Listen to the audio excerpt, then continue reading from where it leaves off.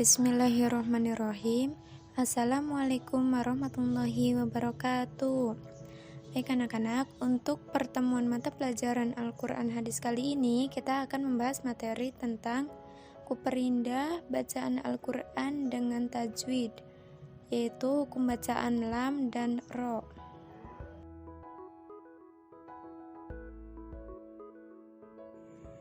Materi pokok yang akan dibahas pada pertemuan kali ini ada 3.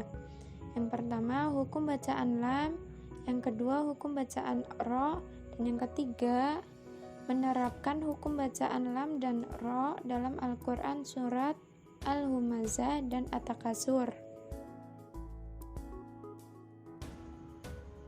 Hukum bacaan lam. Di dalam ilmu tajwid, hukum bacaan lam dibagi menjadi 2 macam. Yang pertama yaitu lam tafkhim yang memiliki arti tebal, dan yang kedua lam tarqiq yang memiliki arti tipis. Syarat membaca tafkhim atau tebal: jika huruf lam dalam lafdzul jalalah kalimat Allah yang kemudian didahului oleh huruf yang berharakat fathah atau dhammah, maka pada huruf lam harus dibaca tafkhim atau tebal.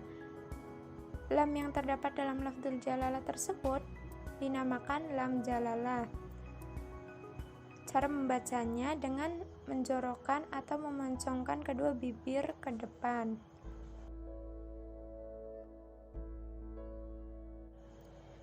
Contoh lafdzul jalalah kalimat Allah yang didahului oleh huruf yang berharakat fathah, yaitu pada kalimat Qul huwallahu ahad.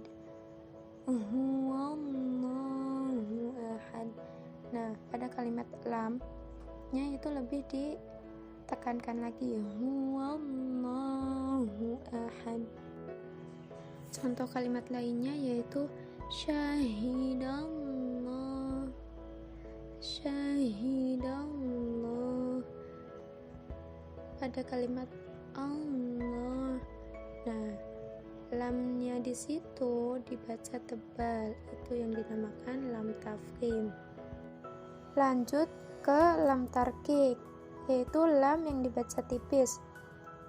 Syarat huruf lam dibaca tarqiq atau tipis karena 2 keadaan, yaitu yang pertama, lam yang terdapat pada lafdzul jalalah kalimat Allah kemudian didahului oleh huruf yang berharakat kasroh. Cara membacanya kebalikan dari lam tafkhim ya. Untuk lam tarqiq, posisi membacanya mulut tidak menjorok ke depan. Contoh kalimatnya yaitu Bismillah. Bismillah. Jadi cara membaca Millah itu enteng banget ya. Jadi itu yang dinamakan tipis, yaitu tidak ditekankan, yaitu dibacanya biasa saja, Bismillah. Selanjutnya yaitu yang kedua, huruf lam yang terdapat dalam lafaz selain lafdzul jalalah. Jadi kebalikannya yang pertama. Kalau yang pertama itu termasuk pada lafdzul jalalah kalimat Allah. Sedangkan yang kedua ini huruf lam yang terdapat dalam lafaz yang selain dalam lafdzul jalalah.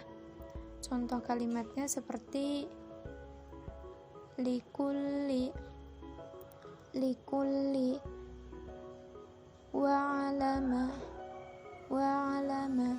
Nah, cara membaca lamnya itu tipis, biasa saja. Jadi cara membacanya posisi mulut itu tidak menjorok ke depan. Jadi hasilnya yaitu pada bacaan lamnya tipis, wa alama. Beda ya sama yang tafkhim. Kalau tafkhim itu syahidallah. Nah, jadi ada perbedaan. Kalau lam tafkhim itu ada penekanan pada huruf lamnya, syahidallah. Sedangkan pada lam tarqiq itu dibaca biasa saja. wa'lama wa'lama. Ya, yang selanjutnya yaitu hukum bacaan ro. Hukum bacaan ro dibagi menjadi 3, yaitu yang pertama ro tafkhim, yang kedua ro tarkik, dan yang ketiga zawajul wajhain. Ro tafkhim syaratnya ada 5. Yang pertama, jika huruf ro berharakat fathah atau fathah tain. Yang kedua, jika huruf ro berharakat doma atau doma tain. Yang ketiga, jika ro berharakat sukun jatuh setelah huruf berharakat fathah atau doma. Yang keempat, jika ro berharakat sukun didahului huruf yang berharakat kasroh, tetapi kasrohnya tidak asli dari kalimat itu.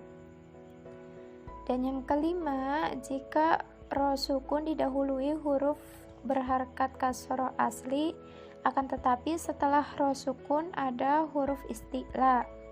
Yang dimaksud huruf isti'la tersebut adalah huruf so, do, to, zo, kho, ghin, qaf. Nah, syarat ro tafhim yaitu yang pertama, jika huruf ro berharakat fathah atau fathah tain. Contohnya pada ro fathah, kalimatnya yaitu alam taro, alam taro. Nah, pada ro-nya itu dibaca tebal dan seperti ada tekanan, alam taro. Nah, seperti itu. Yang selanjutnya ro fathah tain. Contoh kalimatnya syarron, syarron. Nah, ro-nya itu tebal seperti dibaca ada tekanan, syarron. Nah, seperti itu. Contoh lainnya yaitu khairon, khairon. Nah, ro-nya itu seperti sulit diucapkan tapi berat gitu loh. Lanjut ke syarat yang kedua, yaitu jika huruf ro berharakat doma atau doma tain. Contoh kalimatnya pada ro doma, contohnya kalimat akbaru, akbaru. Nah, ru-nya itu loh, ru-nya itu dibaca seperti ada tekanan. Lanjut ke ro domatain. Contoh kalimatnya ghafurun, ghafurun. Nah, ru-nya itu yang dibaca tebal. Lanjut ke syarat yang ketiga, yaitu jika ro berharakat sukun jatuh setelah huruf berharakat fathah atau domah. Contoh, ro sukun jatuh setelah huruf fathah. Contoh kalimatnya wanahar, wanahar. Nah, ro-nya sukun tapi dibacanya tebal, wanahar. Nah, seperti itu. Selanjutnya ro sukun jatuh sesudah huruf berharakat domah. Contoh kalimatnya mursalina, mursalina, mursalina. Nah, pada mur itu yang dibaca tebal, pada ro-nya mursalina. Lanjut ke syarat yang keempat. Jika ro berharakat sukun didahului huruf yang berharakat kasroh, tetapi kasrohnya tidak asli dari kalimat itu. Contoh kalimatnya irhamna, irhamna. Nah, yang dimaksud tidak asli itu pada awal alif hamzah pada awal kalimat. Irhamna. Nah, seperti itu. Dan yang terakhir, syaratnya jika ro sukun didahului huruf berharakat kasroh asli, akan tetapi setelah ro sukun ada huruf isti'la. Yang dimaksud huruf isti'la tersebut yaitu so, do, to, zo, kho, ghin, qof. Contoh kalimatnya mirswad. Nah, contoh lainnya kalimat kirtos. Nah, seperti itu ya, dapat dipahami ya. Nah, lanjut yang kedua, ro tarkik atau ro yang dibaca tipis. Ro dibaca tipis dengan syarat yang pertama, jika ro berharakat kasro atau kasrotain. Yang kedua, jika ro sukun dan huruf sebelumnya berharakat kasro asli, tapi setelah ro sukun bukan huruf isti'la. Yang ketiga, jika ro terdapat pada tempat pemberhentian atau waqaf dan huruf sebelumnya ya sukun. Dan yang terakhir, jika ro diwaqafkan dan huruf sebelumnya berharakat kasroh. Yang pertama yaitu jika ro berharakat kasroh atau kasrotain. Contohnya ro kasroh, contoh kalimatnya wa min syarri. Nah, pada ri-nya itu loh yang dibaca tarkib wa min syarri. Lanjut ke ro di kasroh tain. Contoh kalimatnya la fi husrin. Nah,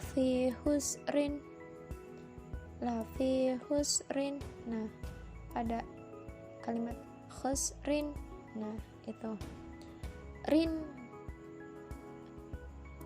yang dibaca tipis itu khusrin. Nah, itunya. Lanjut ke syarat yang kedua, jika ro sukun dan huruf sebelumnya berharakat kasroh asli, akan tetapi setelah ro sukun bukan huruf isti'la. Huruf isti'la itu yang tadi ya, yang so, do, to, do, kho, ghin, qof. Nah, bukan termasuk huruf itu. Contoh kalimatnya yaitu mirfaqo. Nah, mirfaqo. Nah, pada ro-nya itu dibaca tipis, seperti tidak ada tekanan, dibacanya biasa saja, mirfaqo. Nah, seperti itu. Lanjut ke contoh kalimat yang lainnya. Fabashirhu.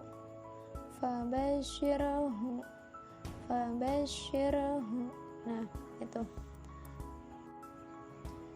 Lanjut ke syarat yang ketiga, jika ro terdapat pada tempat pemberhentian atau waqaf dan huruf sebelumnya ya sukun.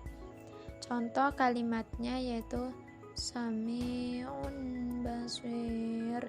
Nah, pada akhir kalimat itu ada ya sukun dan huruf ro. Nah, ro-nya itu yang dibaca tarkik. Sami'un basir. Nah, ro-nya itu dibaca tipis, tidak pakai tekanan, dan cara membacanya itu mulut tidak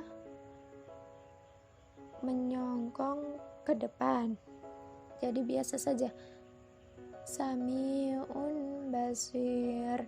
Nah, seperti itu. Lanjut ke syarat yang terakhir, yaitu jika ro diwaqafkan dan huruf sebelumnya berharkat kasroh. Contoh kalimatnya, huwal kafir, huwal kafir, huwal kafir, huwal kafir. Nah, ro-nya itu dibaca tipis. Contoh kalimat lainnya, wala nasir, wala nasir, wala nasir, wala nasir. Nah, itu ya, bisa dapat dipahami kan ya. Lanjut ke jawazul wajhain.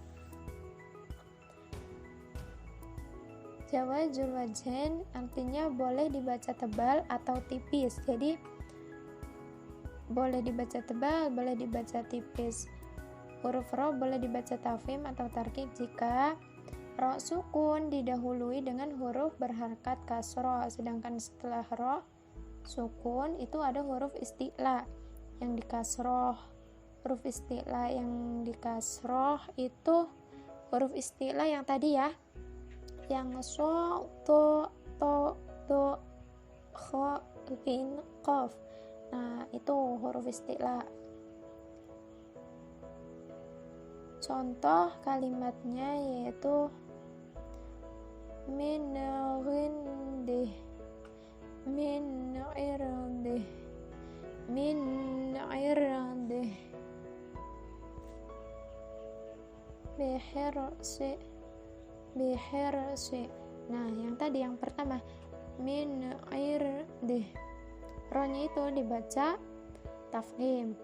Dan yang kedua, kalimat kedua bihirsi, bihirsi itu dibaca tipis. Jadi pada jawazul wajhain ada dua hukum, boleh dibaca tebal, boleh dibaca tipis. Seperti itu. Dapat dipahami ya. Lanjut ke pembahasan yang terakhir, yaitu menerapkan hukum bacaan lam dan ro dalam Al-Quran surat Al-Humazah dan At-Takasur. Nah, untuk memperdalam pengetahuan kalian tentang hukum bacaan lam dan ro yang tadi sudah saya jelaskan, bukalah Al-Quran dan bacalah surat Al-Humazah dan At-Takasur dengan memperhatikan kalimat yang mengandung hukum bacaan lam dan ro-nya. Jangan lupa ucapkan huruf lam dan ro yang ada di dalam surat Al-Humazah dan At-Takasur ini sesuai dengan kaidah-kaidah yang telah saya sampaikan tadi. Kemudian untuk minggu depan saya beri tugas tulis hukum bacaan lam dan ro yang terdapat pada surat Al-Humazah dan At-Takasur. Nah, tugas yang saya berikan tersebut yaitu yang nulis hukum bacaan lam dan ro yang terdapat pada surat Al-Humazah dan At-Takasur nanti saya bahas satu persatu ya. Baik, alhamdulillahirabbil alamin. Pada pertemuan kali ini kita sudah selesai ya. Kita ketemu lagi minggu depan, yaitu pada pembahasan hukum bacaan lam dan ro yang terdapat pada Al-Humazah dan At-Takasur. Sekian dari saya, kurang lebihnya saya mohon maaf. Terima kasih atas perhatiannya. Wassalamualaikum warahmatullahi wabarakatuh.